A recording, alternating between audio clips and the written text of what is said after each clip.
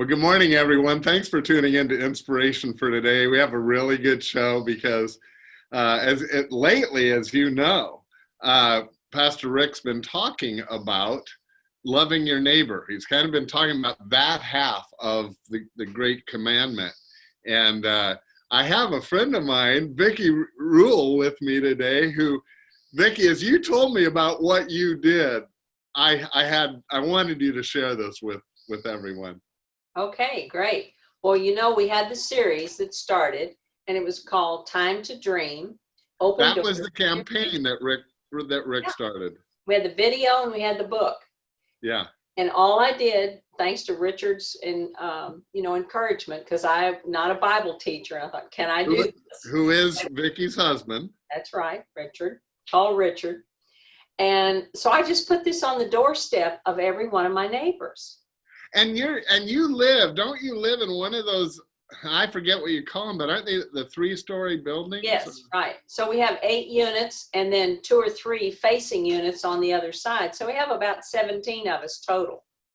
Oh, people or units? No, people, 8 units. Okay, people. Go ahead. 12 units and 17 people.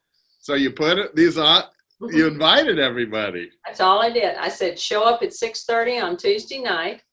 We're going to do 6 series, and everybody needs to dream. And since we're all elderly, we're kind of like, well, we're too old. We don't need to dream. Well, that was not the case at all. So everyone chipped in, came, brought cookies. We had a little celebration. We started the series. And the first thing they said was get to know your neighbor. So he said, we don't even know each other's last name. So we came up with a roster, and we printed up everybody's name, address, phone number. And then we realized we needed to do this because the CERT people were asking us to get to know our neighbors in case we needed it, in case of emergency. We had no idea what was coming. That was Laguna Woods was asking you that. Yeah. So we thought, well, this is a good idea. So we did it. Everyone found out their names, what their phone numbers were, their email, who to contact, their kids. This was so comforting to everybody. They were so excited they had someone to call. But this was also, Vicki, this was also before the COVID thing hit, right? Oh, yeah. We started 4 weeks before. We started in early February, and we were stopped in the 4th thing. Yeah. So then the 2nd week of the book, which said, okay, do something for your community. So we thought, okay, what could we do? And we knew that Saddleback had this pantry, and we are feeding, I think, over 80 to 100 families in Laguna Woods that we deliver food to every week. Not that they're homeless or poor, they've outlived their resources and they need money for. Well, that's what was happening then. It's actually expanded now that the COVID thing, but go ahead. So none of us were 60 and below, so we were eliminated and we couldn't go do that. So we thought, okay, what can we do in-house? So we helped Amazing Grace Ministries, which Howard Fulmar also was one of our pastors, did the nursing homes. We came up with these little cards. And then we put them on a piece of paper. We handed out this envelope with the instructions. We printed up and Xeroxed and then laminated them so that they were protected to go in the nursing home so no one touched it and they could wipe it. We did close to 1,000 cards. And all I did was give it to my neighbors and say, would you like to do it? And look how the variety and the fun of these little cards that they did. And then they made them into hangers and hung them on the doors. So this is like most of the people in your building are participating. Everybody did it.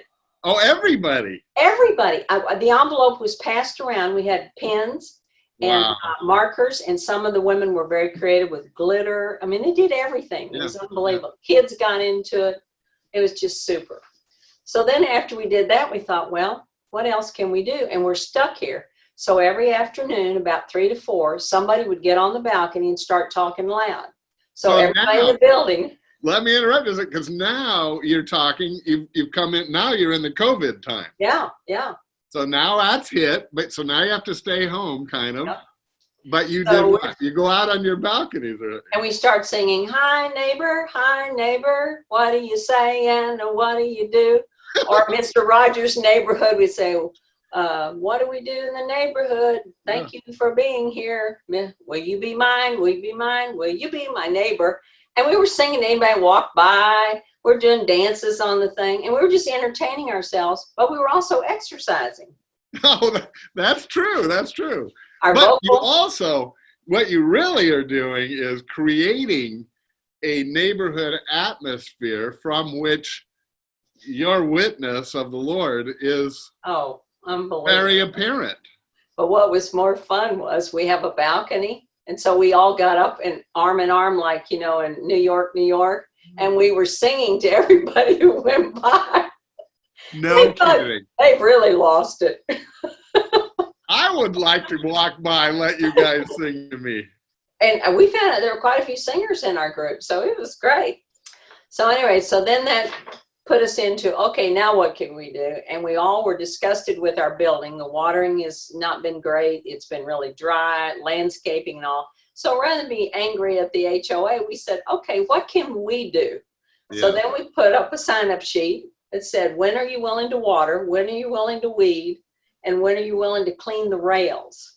So somebody actually went every day and wiped down the rails to make sure we didn't spread COVID, because none of us knew if we had it or anything. We have nurses in the building. We have business people in the building. We have teachers. We have 2 elementary school teachers in our building. Of course, they're so organized. They're wonderful. Anyway, and then in the TP, we call it the totally pandemic crisis. My husband Richard went and bought toilet paper and made sure everybody had it. So totally pandemic at 7 a.m. there was toilet paper on everybody's doorstep. So now you're getting into actually meeting a real felt need. Oh, yeah. Yeah. Because some of us could get it, whoever arrived at the store first, then we got enough for everybody so we could share. And that went with food. That went with prayer. That went for anything, which brought us up to the next project. So after we did the garden. Okay. Yeah. Go. We had the last chapter of the book that we got to was how to have a social distancing party. And it said have a block party. Well, we couldn't do that. So we had a social distancing party. And we set our chairs out where the garden was. And we celebrated how beautiful our garden looks. And everyone participated. Everybody brought food and everyone cooked their food on the grill separate. Yeah. All wore a mask. And we stayed out there until it got dark. It was there is such a lesson in this for all of us because, you know, Jesus said, this is love your neighbor as yourself. And you guys put it into practice. And you have told me that the people are now very open to the Lord. Oh, gosh, unbelievable. And I think you even said some of them are watching our Sunday afternoon Saddleback services at 5 p.m., everyone, on TV6. One of the prayers of one of the group members was, I wish we had an afternoon Sunday service. And of course, I grew up in a church where we had Sunday afternoon service. And again, since we're elderly, we're not real, some of us are higher, early risers, some are not.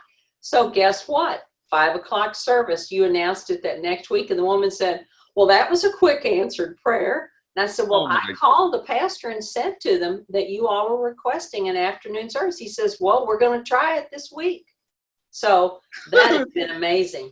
But I want to go back. I didn't know that she had expressed that as a prayer request. She did. And it was one of the women in the group. She said, why don't we have an afternoon? She said, I would go to church, but I don't get up real early. And some of my neighbors are handicapped. They're on walkers or wheelchairs. Yeah. And they don't have to go anywhere and they love it. That may be something that we do when we start meeting again, is have more services even into the afternoon. Well, they would so love that we can have less people at each one. Right. Well, we just did it within our group, and I would say most of them are watching it now. But a couple of weeks ago, we had a lesson called A Faith That Leads to Emotional Health. Yes. And this happened day before yesterday, Tuesday. One of my neighbors had a very serious neck surgery, of which you explained to me what it was like. And we had gone over and prayed for her, and she was in tears. And we felt so sorry for her. But then the next time we went back to prayer with her, she was a totally different person. Everyone, we'll see you next time. But Vicki, thank you for sharing. Oh, you're so welcome. You are an inspiration to all of us. Well, thank you. Bye-bye. Bye, everyone. God bless you.